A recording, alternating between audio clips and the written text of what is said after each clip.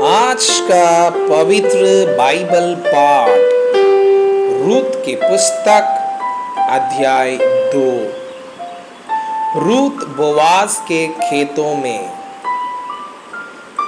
नहोमी के पति एलीमेलेक के कुल में उसका एक बड़ा धनी कुटुंबी था जिसका नाम बोआज था।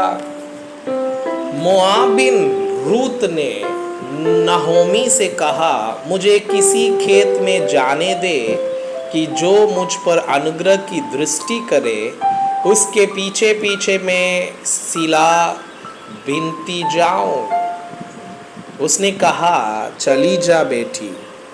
इसलिए वह जाकर एक खेत में लवने वालों के पीछे बीनने लगी, और जिस खेत में वह संयोग से गई थी वो एलीमेलेक के कुटुंबी बोआज का था।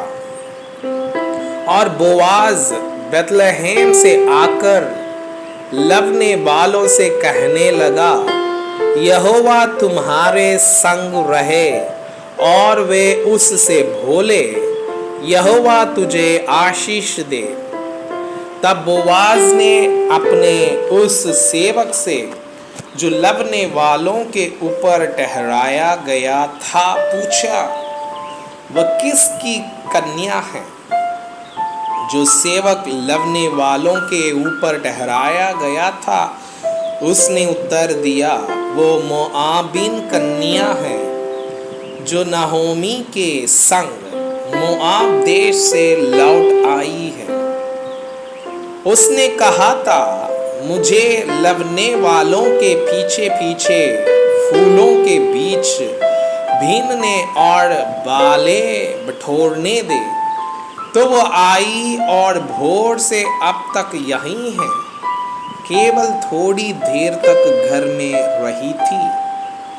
तब बोआज ने रूत से कहा, हे मेरी बेटी, क्या तू सुनती है? किसी दूसरे के खेत में भीनने को न जाना। मेरी ही दासियों के संग यही रहना। जिस खेत को वे लेपती हो उसी पर तेरा ध्यान बांधा रहे और उन्हीं के पीछे पीछे चला करना। क्या मैंने जवानों को आज्ञा नहीं दी कि वे तुझे तंग न करें? और जब जब तुझे प्यास लगे तब तब तू बर्तनों के पास जाकर पानी पीना, जिसे जवान लोग भरते हैं। तब वह भूमि तक झुककर मुंह के बल गिरी और उससे कहने लगी, क्या कारण है कि तूने मुझ परदेशिन पर अनुग्रह की दृष्टि करके मेरी सुधि ली है? बोआज ने उत्तर दिया, जो कुछ तूने पति की मृत्यु के बाद अपनी सास से किया है, और तू किस प्रकार अपने माता पिता और जन्मभूमि को छोड़कर ऐसे लोगों में आई है जिनको तू पहले न जानती थी, यह सब मुझे विस्तार के साथ बताया गया है। यहोवा तेरे कार्य का फल दे, और इज़राइल का परमेश्वर यहोवा, जिसके पंखों तले तू शरण लेने आई है, तुझे पूरा बदला दे।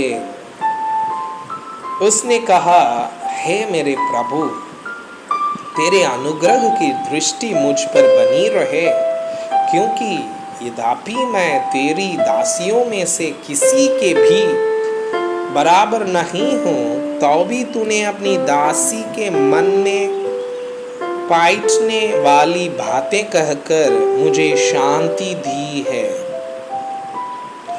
फिर खाने के समय बोआज ने उससे कहा, यहीं आकर रोटी खा और अपना कौर सिरके में डुबा। तो वो लवने वालों के पास बैठ गई और उसने उसको भुनी हुई भाले दी, और वो खाकर तृप्त हुई, वरन कुछ बचा भी रखा। जब वो बीनने को उठी तब बोआज ने अपने जवानों को आज्ञा दी, उसको फूलों के बीच बीच में भी बीनने दो और दोष मत लगाओ, वरन मुट्ठी भर जाने पर कुछ कुछ निकाल कर गिरा भी दिया करो और उसके बीनने के लिए छोड़ दो और उसे घुड़को मत। अतः वो सांझ तक खेत में बीनती रही। तब जो कुछ बीना था उसे पटका और वह कोई एफा भर जौ निकला।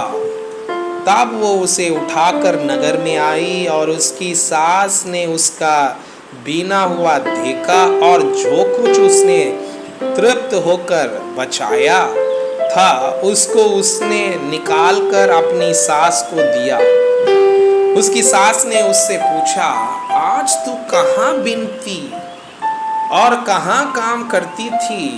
धन्य वह हो जिसने तेरी सुधि ली है।